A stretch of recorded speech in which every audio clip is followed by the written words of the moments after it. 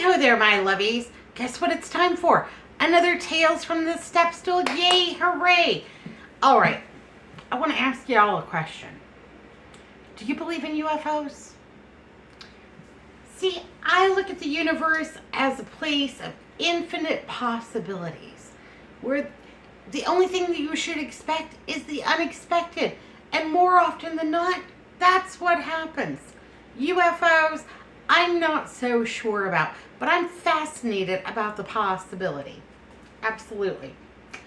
So, UFOs have kind of been a recurring theme throughout my entire life, something that I'm fascinated with. And anyhow, I'm going to tell you a little story kind of about UFOs. So it was about 1995, and Andrew and I recently married, just, young and in love and all those good things. And we were fascinated by the possibilities of UFOs. We had been watching the X-Files and loving it. Every Friday night, we would get off work, rush home, turn on our VHS recorder and watch our recorded shows. Yeah, it was fun. We would watch X-Files, and David Duchovny, he doesn't hurt one bit. Even as an older man now, he still doesn't hurt one bit. Yay, hooray. Anyhow, we would watch X-Files. We would have fried foods, or we would go through, a drive-through and get some fast food. We were young back then. We could have the white sugar and white flour and all those things. Yeah, we had a great time. So we're into the whole UFO experience, and one Friday night he says to me after X-Files, you know what we should do? We should go out to Gila Bend, which is about 75 miles south of us and west. It's like almost the third waypoint to our, if we were going to California. Anyhow, it's a rural community. There's a lot of farms. There's a lot of desert. It's a dark night sky. And, yeah, baby, we should go out to Gila Bend and look for UFOs. That sounds fantastic. Let's do it, hot diggity. So, I put some drinks in a cooler and a few little snacks and binoculars, and, we pack up and we get in Andrew's brand new pickup truck. Yeah, he just got it because he just learned to drive. So, yeah, he didn't know how to drive when I met him. I taught him how. I'll tell you that story some other time. So we drive 70 miles to Gila Bend, and we get out in this farmer's field, and it's just been plowed and everything. And so we're right there, and the sky's so dark, and there's a million stars, and we're young and in love, and maybe there's a little smoochy smooch going on. PG-13, I can assure you. And we're holding hands, and we're waiting for, the extraterrestrials to see something, to see anything. We saw a couple of shooting stars. That was great. And, we're talking about our lives together. Do we want to live in Arizona? Do we want to move? How many kids we're going to have? All those things that you talk about when you're newly married and you're holding hands in the dark. Anyhow, we didn't see anything. Like I said, a couple of shooting stars, but we had a great time. And, we're also sitting out on the tailgate of his new Ford Ranger pickup truck, and all of a sudden it starts to rain ever so softly. Well, let's get back inside the cab. We get back inside the cab, and maybe we have a couple more smooches, and, we're looking at each other all doe-eyed and lovey-dovey. We still do sometimes. Anyhow, we didn't think anything about it, and we were just enjoying the nice pitter-patter of rain. It was fantastic. And pretty soon, here comes the sun. We've stayed up all night. Remember when you could do that? And yeah, we've stayed up all night, and we're going to go back to town. We're going to go get some breakfast because we're starving to death.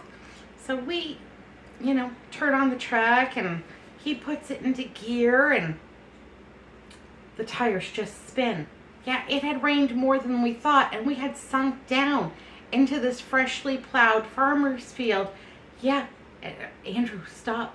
Don't dig us in any deeper. Let's get out and see what's going on. So sure enough, we get out and we've sunk down a little bit, but it's just a little Ford Ranger pickup truck, but it's brand spanking new.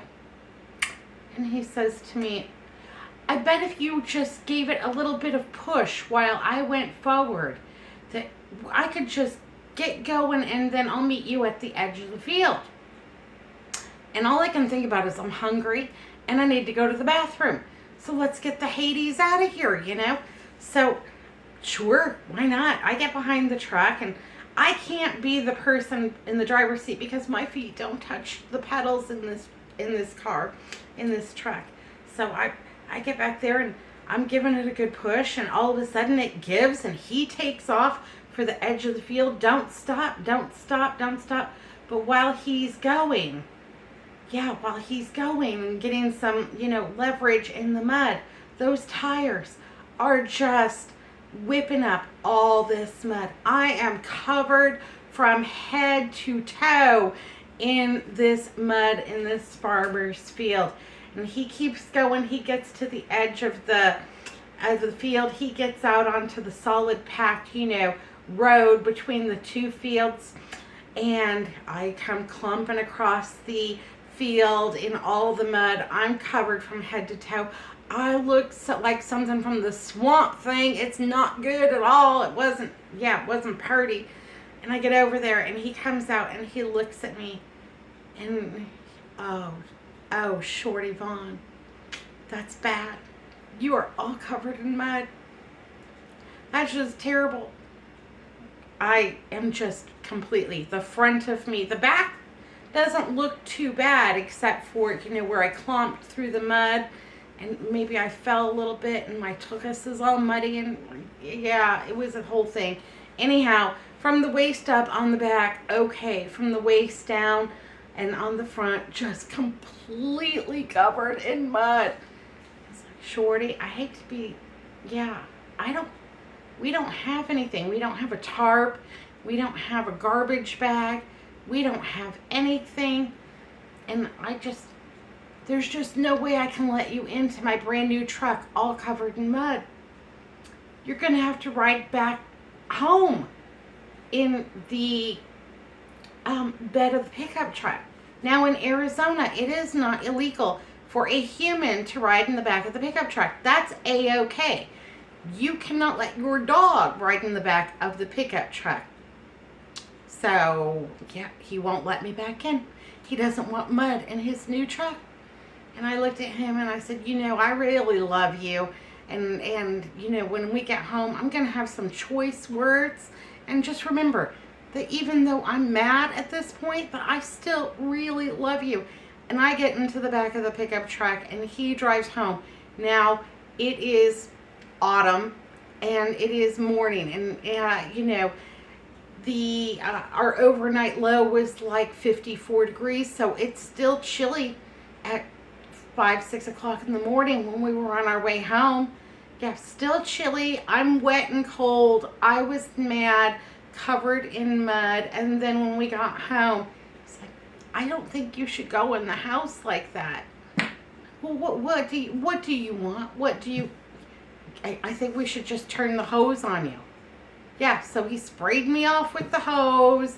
And then when I was clean enough, I came inside and had a few choice words. And there's been a tarp and a roll of trash bags in our vehicles from then on. We didn't see any UFOs, but it was the first real, fight that we ever had and strain kind of on our relationship for a couple of days because I was wet and cold.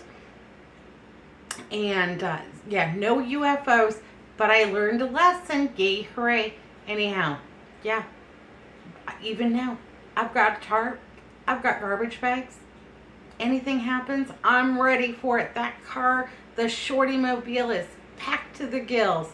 All right, my lovelies. Well, if somebody asks you to get out and push in the mud, just say no.